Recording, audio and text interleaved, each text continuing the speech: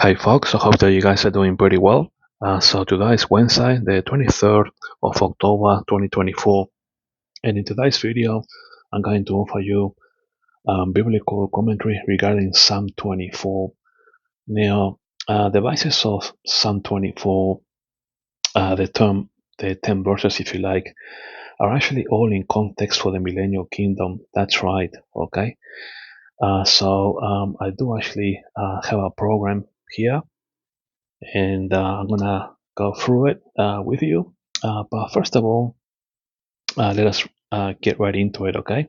It's actually pretty straightforward, but you gotta do a little bit of critical thinking. That's right, critical thinking, okay?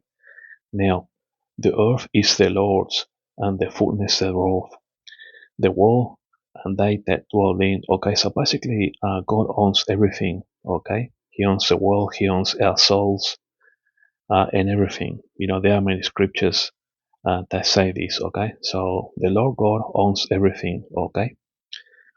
Verse 2, for he hath founded upon the seas and established it upon the floods, okay? We'll think of in Genesis when God created the heavens and the earth, okay?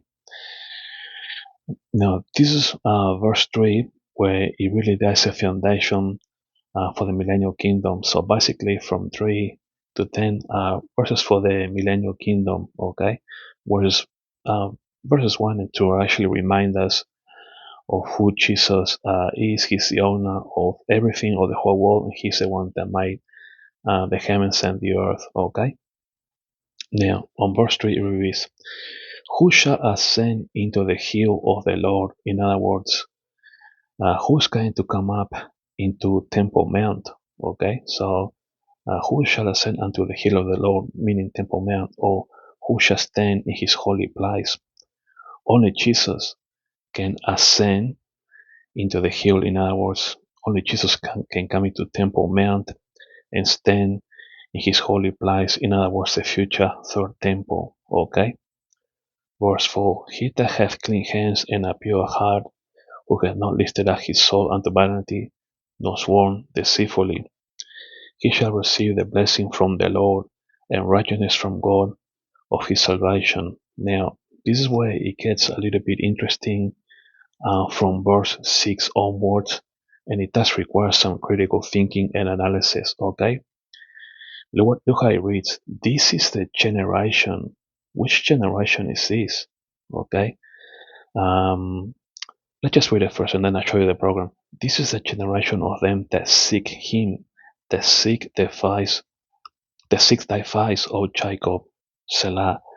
This generation here is actually the Jewish people, okay, seeking Jesus, if you like, relating to the prophecy in Zachariah chapter 13, verse 9, okay?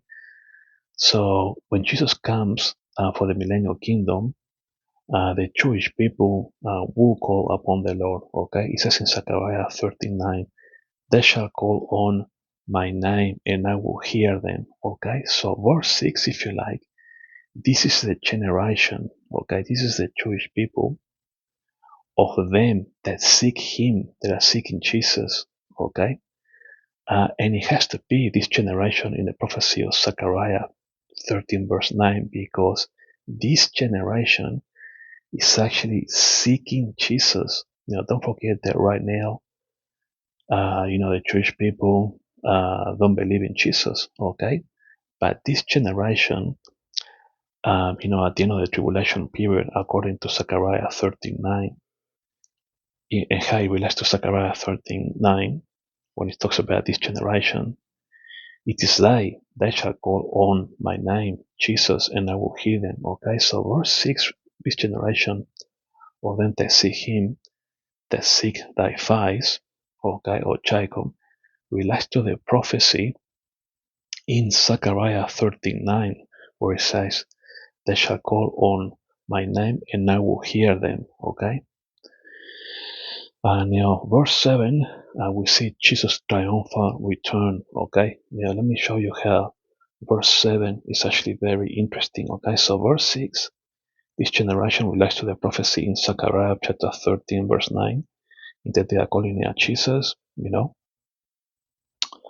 And then on verse 7 it says, lift up your hands, all you gates. Interesting that it says gates, and then it reads, and be you lift up, you everlasting doors, and the King of glory shall come in. Interesting, to break it down, it says here, all you gates separate from you everlasting doors. So we have to decipher which gates are these and which doors are these because they are separate.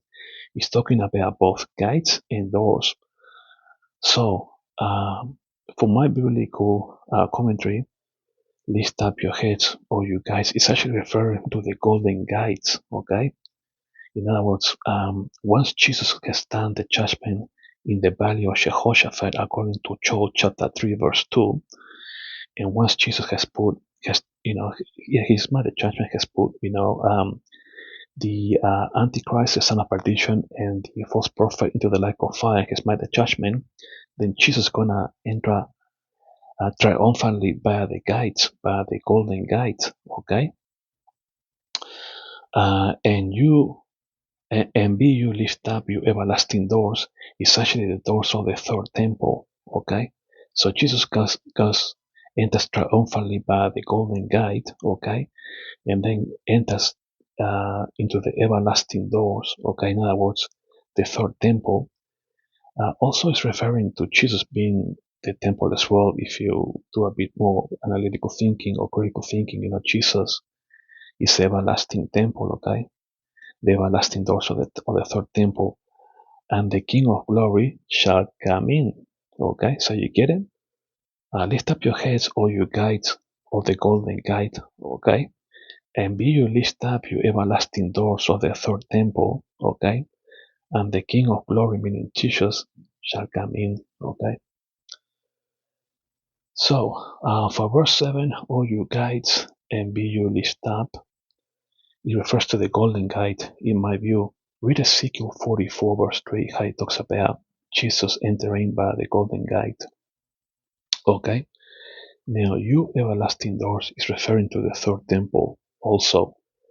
Okay, which is actually symbolizing Jesus. The everlasting doors symbolizing Jesus as the everlasting temple. Okay, so the everlasting doors symbolizes Jesus as also being, the everlasting temple. Okay, so it's got, if you like a double interpretation. Okay, and the King of glory shall come in. Okay, of course, we all know that the King of glory is Jesus. Okay, Jesus enters by the golden gate. He opens up the doors of the third temple, if you like, and Jesus takes up his Davidic throne and will be ruling as the King of Israel. Okay, so now verse 8. Who is this King of glory? Of course, it's Jesus, the Lord, strong and mighty, the Lord mighty in battle. Okay, mighty in battle because he just made the judgment of the sheep and the goats. Okay, he's made that judgment in the valley of Jehoshaphat. Okay, according to Joel chapter 3, verse 2, he's put the Antichrist and the false prophet into the lake of fire and brimstone. And he's also defeated a huge army that came to battle Jesus and the saints.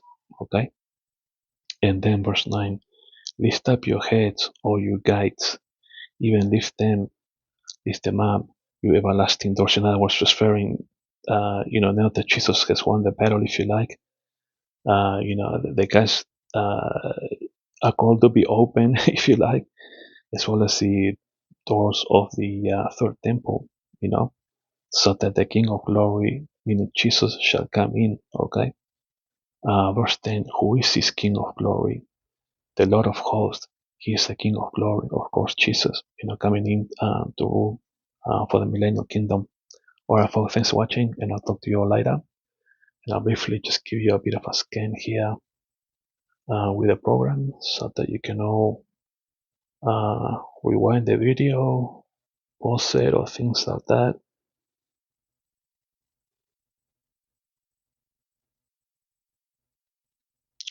Anyway, I will write down this on the commentary box. Thanks for watching, folks.